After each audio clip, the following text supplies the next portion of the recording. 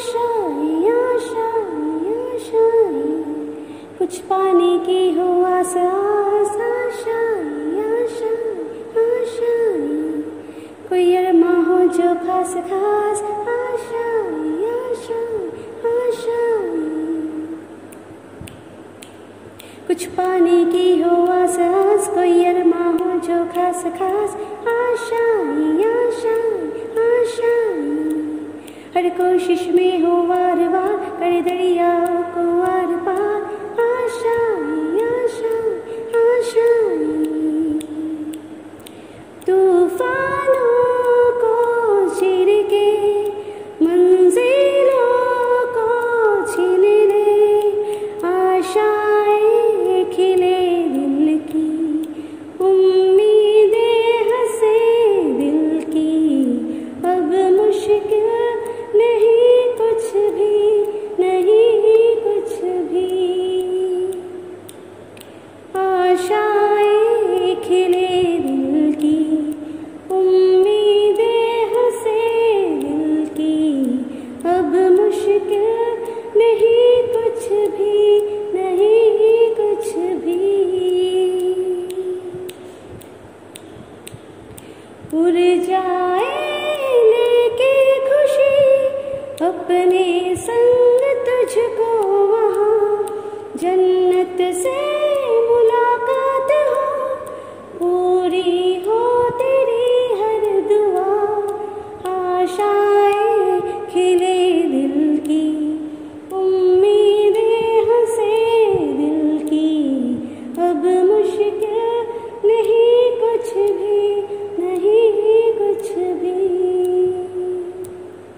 आशाएं खिले दिल की, उम्मीदें हंसे दिल की, अब मुश्किल नहीं कुछ भी, नहीं कुछ भी।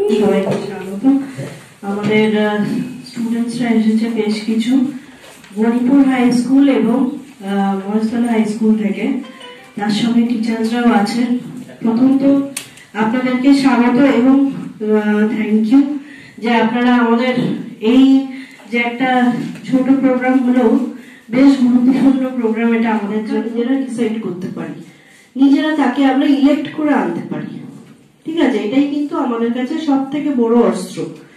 তো এই যে একটা এত বিশাল প্রসেস, এটাকে আমরা কিভাবে করি বা এর মধ্যে কি করে এত বড় একটা জনসংখ্যাকে নিয়ে আসা যায়, এই সবকিছু কিন্তু আমরা এই এসবি যেটা আমি বলছি, এটা হচ্ছে এক ধরনের প্রচার, যাতে ছোট থেকে বড় সবাই ভোটিং প্রসেসের গুরুত্বটা বুঝতে পারে এবং এটাও যেন বুঝতে পারে যে আমার ভোটার কার্ডটা কিন্তু আমার শুধু পরিচয়পত্র নয়, এটা আমার একটা অস্ত্র, যাতে আমি আমার দেশের সবকিছুর মধ্যে পার্টিসিপেট করতে পারি, ঠিক আছে? শুধু টিকিট কাটার কাজে যেন এটা না লাগে, সবকিছুর জন্যই যেন আমার ভোটদানটা যেন আমি অবশ্যই করি এবং নির্ভয়, ঠিক আছে? এই একটা বড় জিনিস শেখাবার জন্যই কিন্তু এত রকম অ্যাক্টিভিটিস ইলেকশন কমিশন আমাদেরকে বলেছে করতে।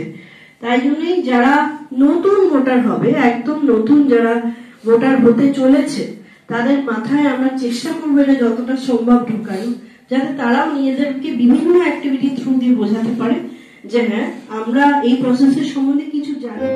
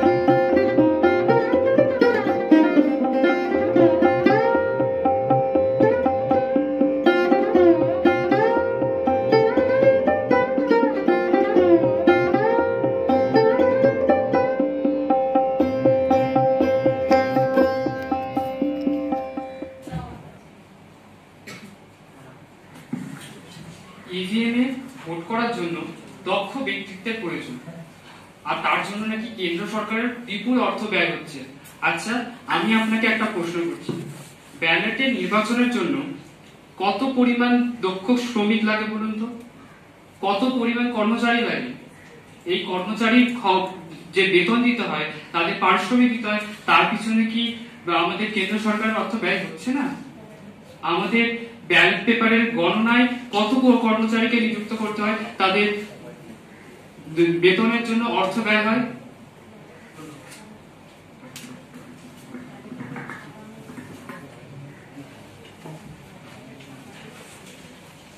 নমস্কার, আমি দেবনাথ প্রামাণিক। যেমন কি পক্ষের তরফ থেকে বললেন যে বেতন দেওয়ার জন্য এবং কর্মচারী নিয়োগ করার জন্য অনেক পরিমাণ অর্থ ব্যয় করতে হয় সরকারকে। আমাদের আজকে ভারতে টোটাল 97 কারোর ভোটার্স আছে এবং সারা দেশে যোগ করলে দেখা যাবে প্রায় 10,50,000-এর উপরে বুথ আছে এবং প্রত্যেক বছর প্রতি মাসে দেখতে গেলে আমাদের দেশের প্রতিটা জায়গায় কোথাও না কোথাও ভোট চলছে। তাহলে প্রতিটা বুথে ইভিএম মেশিন দেওয়ার জন্য একটা খরচা আছে এবং প্রতি বছর ইভিএম প্রতিবার ব্যবহার করার জন্য বিভিন্ন ধরনের গ্যাসের প্রয়োজন পড়ে।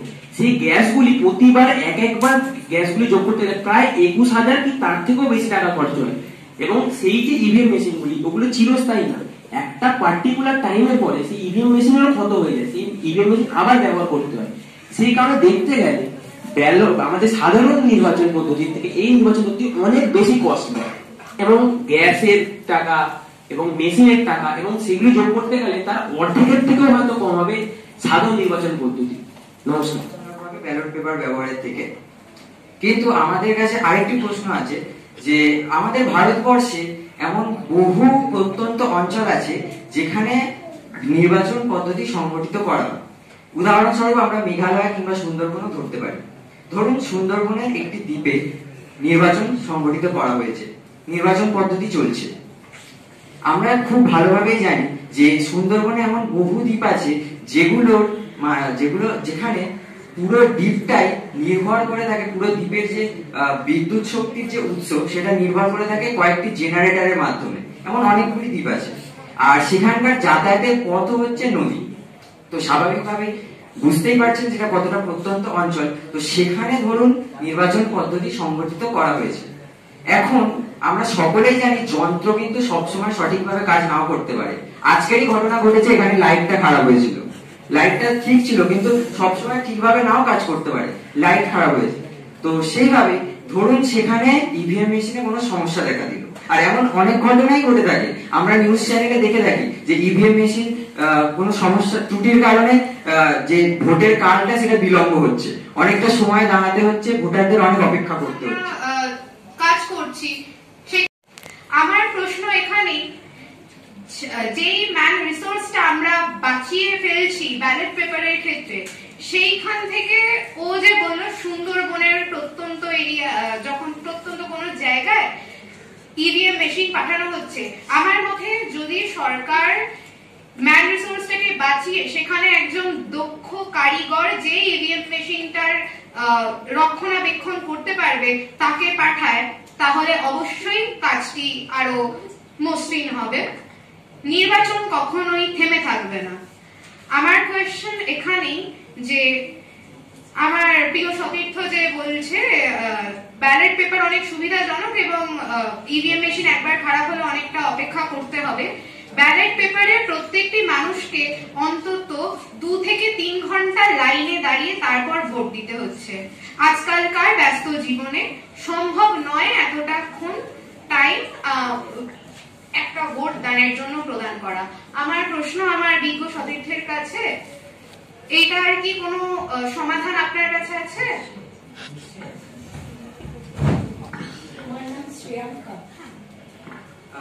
মাননীয় বিচারক মন্ডলী, আমার বিজ্ঞ প্রতিপক্ষ আমাকে একটি খুব ভালোই কথা বলেছেন যে আজকালকার ব্যস্ত জীবনে 2-3 ঘন্টা লাইনে দাঁড়িয়ে কে ভোট দিতে যাবে। সত্যি তো আজকালকার দিনে আমরা প্রচন্ড ব্যস্ত। কিসে ব্যস্ত?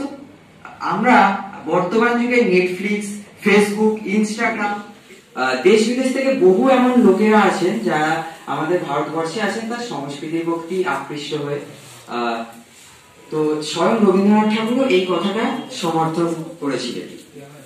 এবার এই যে সংস্কৃতি, এর উৎপত্তি আমাদের গ্রাম্য সমাজ থেকে। ভিডিওটা অনেকটা বড় হয়ে যাওয়ার জন্য আমরা এই প্রোগ্রামের নেক্সট পার্ট কন্টিনিউ করব পার্ট 2-তে। Thank you for watching. Thank you all.